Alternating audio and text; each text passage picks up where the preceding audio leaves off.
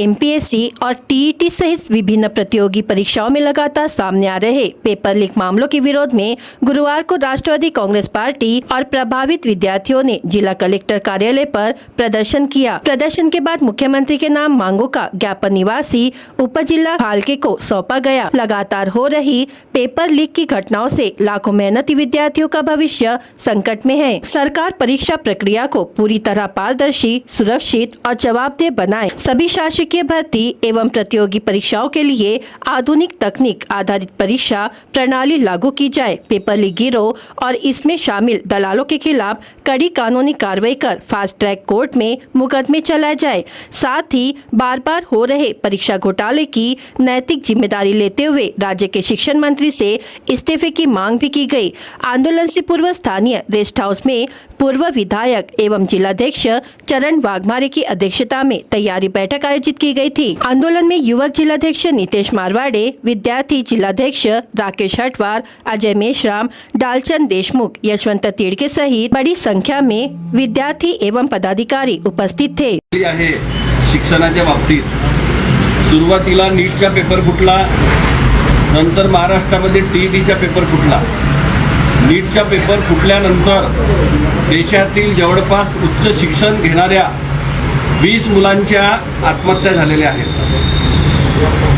Cockroach जनता पार्टीचे संस्थापक अभिजित दीपके जंतर मंतरवर त्यांचं आंदोलन सुरू आहे आणि त्या आंदोलनामध्ये त्यांची मागणी आहे की देशाचे केंद्रीय मंत्री धर्मेंद्र प्रधान यांचा राजीनामा द्या।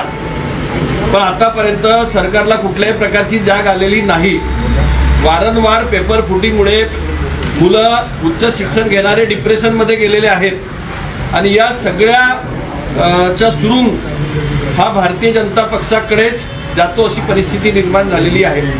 नीटचा पेपर फुटला, त्याची चौकशी सुरू झाली आणि त्या चौकशीमध्ये भाजपच्या संपर्कात असलेल्या लोक हे आरोपी बनलेले आहेत। इकडे टीईटीचा पेपर फुटला, स्वतः भारतीय जनता पक्षाचे आमदार त्यांनी विधानसभेमध्ये सुधीर भाऊ मुनगंटीवार यांनी मुद्दा मांडला की तुम्ही आग्र्यावरून पेपर छापल्या आणि बिहारचे लोक आरोपी सापडले पेपर फुटीमध्ये।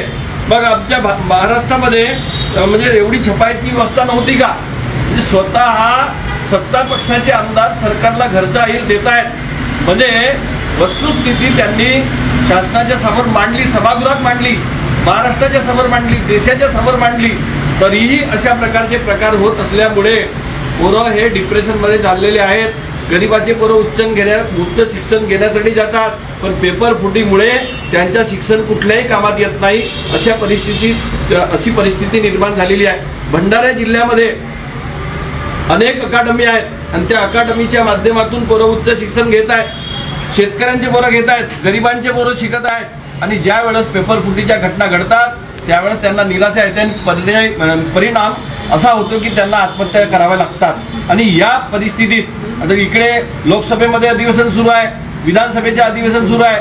दोनही अधिवेशनामध्ये हे विषय आल्यानंतरही सरकारला कुठल्याही प्रकारची जाग येताना दिसत नाही आणि म्हणून भंडारा जिल्ह्यामध्ये सुद्धा आम्ही हा निर्णय घेतला की आता आमच्या पोरांनी उच्च शिक्षण घेऊ नये का आणि त्यासाठी त्यांच्या पाठीशी आम्ही खंबीरपणे उभं राहिलं पाहिजे। म्हणून गेल्या 2-3 दिवसापासून आम्ही शासनाचे लक्ष केंद्रित करण्यासाठी ही योजना आखत आहोत। माझी शासनाला आपल्या सगळ्यांच्या माध्यमातून विनंती आहे की देशामध्ये नीट पेपर फुटीच्या, टीईटी पेपर फुटीच्या ज्या घटना घडलेल्या आहेत त्याचे पडसाद आमच्या जिल्ह्यात सुद्धा उमटले आहेत। पोरं डिप्रेशनमध्ये आहेत। मी अनेक ठिकाणी अकादमीच्या संस्थापकाशी चर्चा केल्या, त्यांचं सुद्धा म्हणणं असं आहे की ऑनलाईन परीक्षा बंद झाली पाहिजे। या ऑनलाईन परीक्षेमुळे एक पोरगा परीक्षेला बसतो आणि दुसरा सोडवतो, अशा प्रकारची स्थिती निर्माण होते आणि जे चांगले पोरं अभ्यास करणारे आहेत ते मागे राहून जातात आणि त्यामुळे त्यांना उच्च शिक्षण घेण्यापासून वंचित राहण्याची वेळ आलेली आहे। अशा परिस्थितीत शासनाने दखल घेतली नाही तर यापुढे आम्ही तीव्र आंदोलन करू आणि खंबीरपणे आमच्या पोरांच्या पाठीशी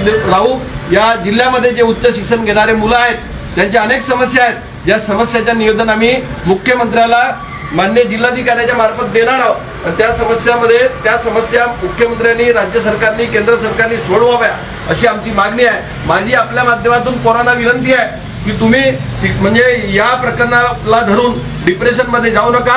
राष्ट्रवादी काँग्रेस शरदचंद्र पवार आपल्या पाठीशी खंबीरपणे उभा राहील एवढी मी आपल्या माध्यमातून ग्वाही देतो आणि पोरांना कुठल्याही अशा अडचणी आल्या किंवा पेपर फुटीच्या घटना घडल्या त्वरित आमच्याकडे सांगा, आम्ही त्याची दखल घेऊ आणि शासनाचे लक्ष केंद्रित करून शासनाला नमवण्याचा प्रयत्न करू.